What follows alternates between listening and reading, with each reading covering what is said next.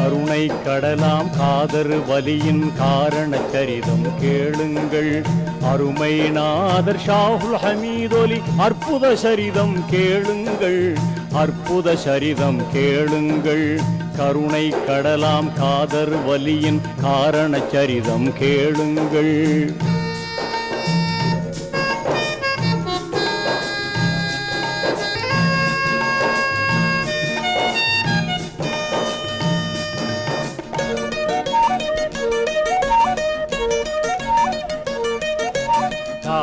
நபியின் 23ஆம் தலைமுறை வழியில் வந்தவராம்.